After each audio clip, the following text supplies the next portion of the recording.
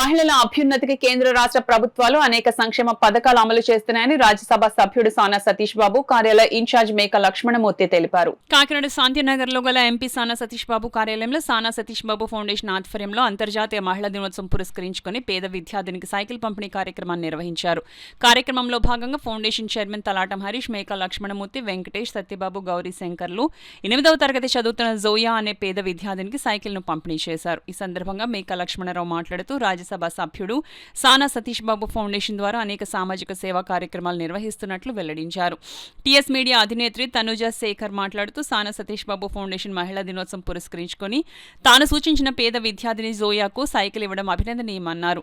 ఆ చిన్నారి సైకిల్ అందుకోవడంతో ఆమె కళ్లల్లో ఆనందానికి అవధులు లేవన్నారు. అనంతరం చిన్నారి జోయా కార్యాలయం నుండి అందరికీ కృతజ్ఞతలు తెలియజేస్తూ సైకిల్ పై తన ఇంటికి వెళ్లింది. సానా సతీష్ బాబు గారి ఫౌండేషన్ తరఫున చైర్మన్ తలాటం హరీష్ గారు, మేము ఆఫీస్ టీమ్ సిబ్బంది అందరూ కలిపి మహిళా దినోత్సవాన్ని పురస్కరించుకొని కొన్ని కార్యక్రమాలు చేపట్టారు. దానిలో భాగంగానే ఈవేళ జోయా 8th క్లాస్ చదువుతున్న జోయా అనే విద్యార్థికి ఈవేళ ప్రేరణగా ఉత్సాహంగా ఒక సైకిల్ పంపిణీ చేశారు. అదేవిధంగా మా అమ్మాయికి కాకుండా కొన్ని మహిళా దినోత్సవాన్ని పురస్కరించుని కొన్ని కార్యక్రమాలు కూడా సానా సతీష్ బాబు తరఫున చేస్తున్నాము.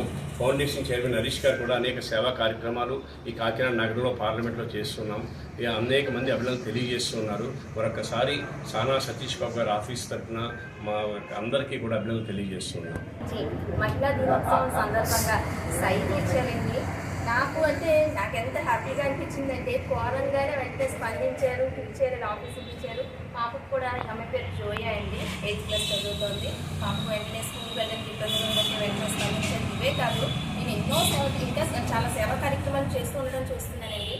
సార్ ఫౌండేషన్ మన హరీష్ సార్ని అభినందిస్తున్నానండి.